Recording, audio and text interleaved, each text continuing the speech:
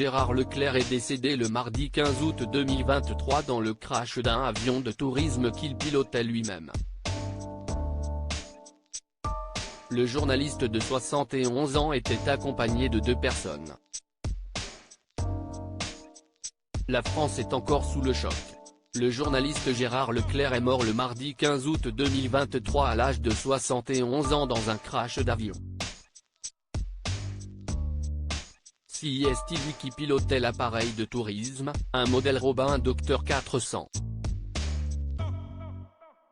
Accompagné de 2 personnes, il avait décollé à 11h07 de l'aérodrome de Loudun, dans le département de la Vienne, et se rendait à La Baule, en Loire-Atlantique, pour assister à un concert sold-out de son frère Julien Clerc.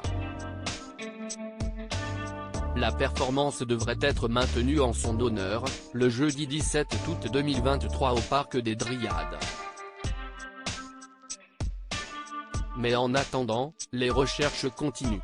Le lendemain du crash de l'avion de Gérard Leclerc, 2 corps ont été retrouvés, le mercredi 16 août 2023, dans la zone marécageuse de Lavaux-sur-Loire, en Loire-Atlantique, selon les informations de l'AFP.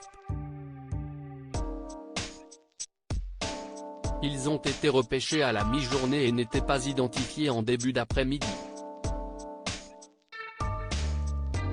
BFM TV précise, de son côté, que l'identité du pilote a finalement pu être confirmée. Quant à l'autre dépouille, les 2 victimes de l'accident ont été conduites à l'Institut médico-légal pour reconnaissance, indique BFM TV. On sait que Gérard Leclerc pilotait avec, à ses côtés, Michèle Monory, la fille de l'ancien ministre et président du Sénat René Monory, ainsi qu'une amie de celle-ci. 2 enquêtes ont été ouvertes pour comprendre les causes de l'accident, alors que l'avion n'a pas émis de message d'alerte, précise RTL.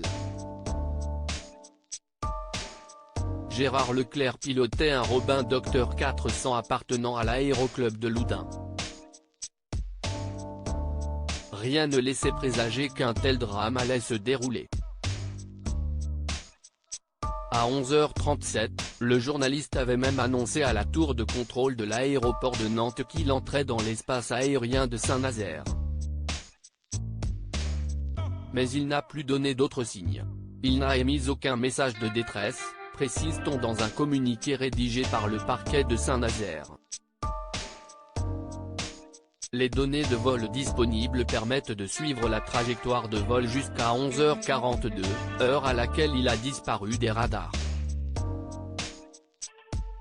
Il était alors localisé à proximité de Lavaux-sur-Loire.